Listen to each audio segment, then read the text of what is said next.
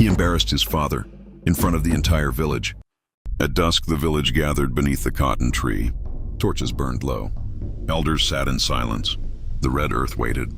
The famine whispers had grown louder than the wind. And the chief knew something the village did not. His strength was fading, his authority questioned. So he did what chiefs have always done.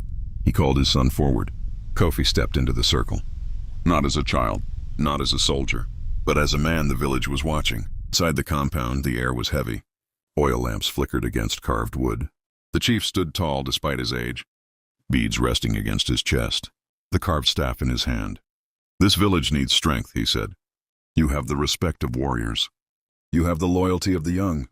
You will take my place. The staff extended between them. Power, tradition, legacy. But strength and justice are not the same thing. That night, beneath the deep blue sky, Amina found him. Her hands trembled, but her voice did not. If you take the throne, she whispered, you protect his secrets. Kofi turned away. He is still my father, and this is still my village. Amina's eyes hardened. And hunger is still real. Power does not erase what he has done. The wind moved through the palms. The drums did not speak. Alone in the hut, Kofi searched, not for weapons, for truth. Behind woven baskets, beneath carved storage boxes, he found it. An old wooden ledger, trade markings burned into the grain, dates, quantities, village names. He read slowly. The famine had not been fate. It had been managed, grain hidden, food traded, deals made while children starved. 1 second silence. His father had not been powerless. He had been strategic. The next night, the village gathered again. This time not for whispers, for declaration. The chief stood before them, the carved staff lifted high.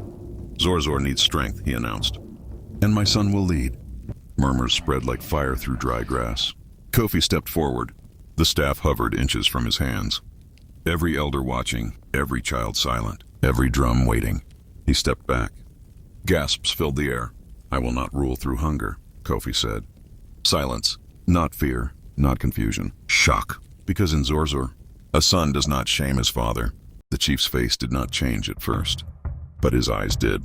Cold, measured. You mistake defiance for courage, he said quietly. The guards shifted behind him, spears glinting in torchlight. You speak of justice, the chief continued, but leadership demands sacrifice. Kofi did not move. Sacrifice, he answered, should not be forced on the hungry. The village stood between them. Not just father and son, but two futures, one built on control, one built on truth. The chief lowered the staff slowly. A throne rejected, he said, is never forgotten. And in Zorzor, a father humiliated does not forgive.